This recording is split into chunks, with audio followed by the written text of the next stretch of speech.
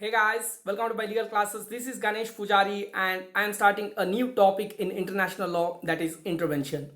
When it comes to intervention, we need to understand three important aspects. One, what is the meaning and definition for intervention? Then we need to know what are the different types of intervention, and one of the other important aspect we need to learn is the different bases or grounds to have intervention.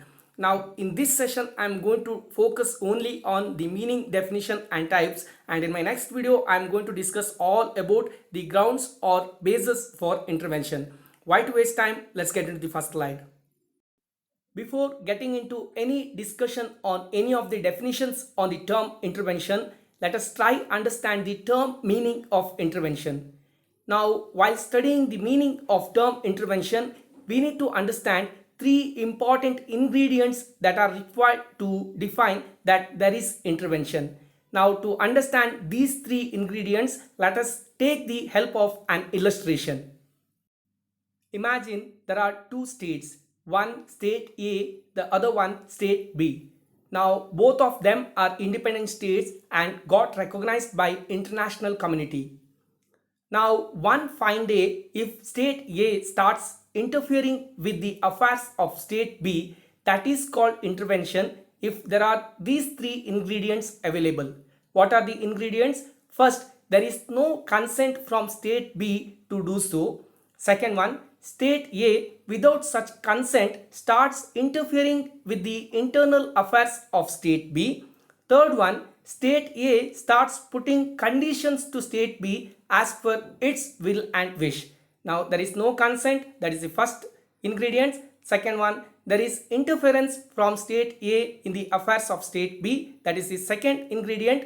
And third one, the state A is putting conditions, that is the third ingredient. If all these three ingredients are available, then that is known as intervention. Now, not everything can be called as intervention. Like for example, there is exceptions available in the case of Indian Peacekeeping Force, that is IPKF, in the year 1987 to Sri Lanka for restoring peace and order has intervened in that scenario, but that is not considered as intervention. If it is not considered, then why not? For that, we need to understand different types of intervention along with grounds and basis for intervention. Here, I am going to discuss the types of intervention in this video only. However, grounds and basis will be discussed separately. For now, let us try focus on the different definitions for intervention in my next slide. So the basic thinking is very clear. All states are independent and no state shall intervene in the affairs of another state to ensure peace, order, harmony, culture, diversity, etc. Intervention is principally prohibited by the international law. So no state shall try intervene with other states' affair by using force or any other manner. Even then, if any state try interfere with others' affair, then the same leads to being inconsistent with the United Nations conventions, and the same is considered as intervention. If you can write this much, there can be no better background or introduction to this particular topic. The definitions that I have brought here are very simple, and if you see high definition, he gives lot of emphasis on the will of particular state. If somebody is trying to do dictatorial interference in opposition to the will of particular state, that can be called as intervention as per Hyde's definition, who says a dictatorial interference in opposition to the will of particular state and almost always serving as a design to impair the political independence of the state, then that is intervention for him. So he gives lot of importance to the interference in case of opposition to the will of particular state or impair the political independence of a particular state. After going through the meaning that I have explained or the definition from Hyde and Ophidium, you might be thinking that there should not be any intervention in the international community. Does it mean that intervention always prohibited? And the answer is no. Hans Kelsen says that international law does not prohibit intervention in all circumstances. When one state intervenes in the affairs of another state through force, then as a reaction against this violation, international law permits intervention. Now that is what Kelson has to say. This concept can be clarified in more detail when I am discussing the different types and grounds. So let's try understand the different types first in this video.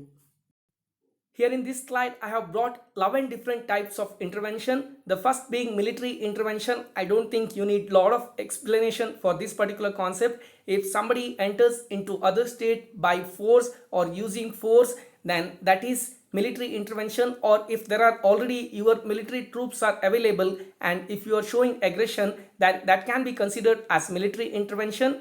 And if you start interfering with the political matters of others, then that is considered as political intervention. That is the second type of intervention, where you don't have any invitation or request. You yourself are starting involving with the political scenario of a particular state. That becomes your political intervention.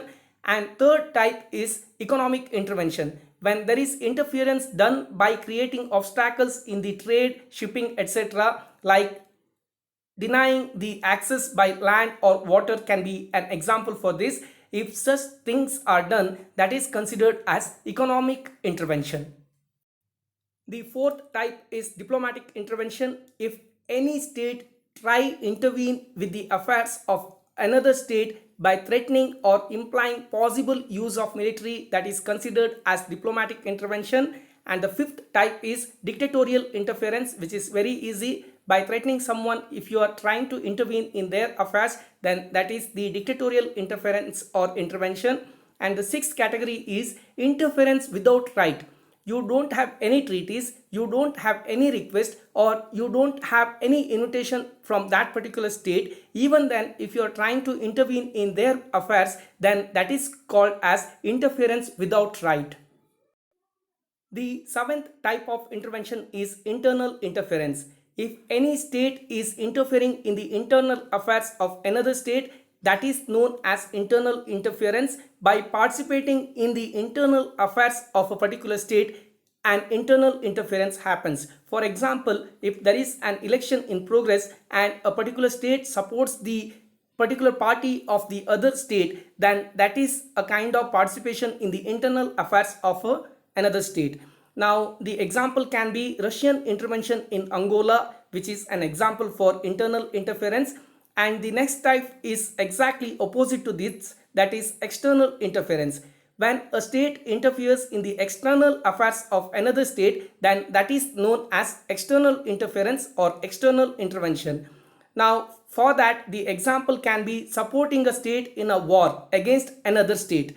Now, during World War II, Germany and Great Britain were fighting, and Italy supported Germany during that particular time, and that can be an example for external interference.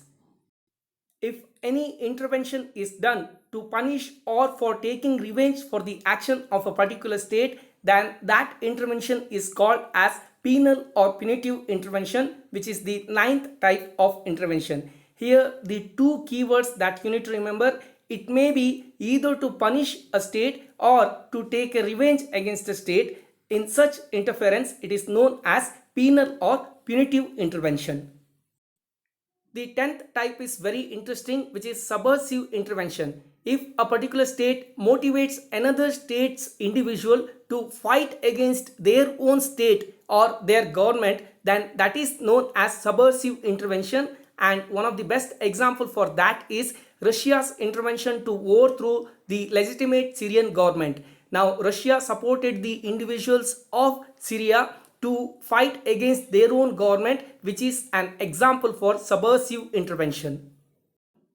The last type is collective intervention, or we are also calling it as UN intervention, because such intervention is made by UNO to retain peace and order or to eliminate aggression or for internal or external intervention. So that is known as collective intervention or UNO intervention. With that, I am concluding this particular video. In my next video, I am going to discuss on the different grounds or bases available for intervention. Thank you so much for subscribing my channel. Please like, share and comment my videos. All the very best for whatsoever purpose you are watching my channel, and thanks again.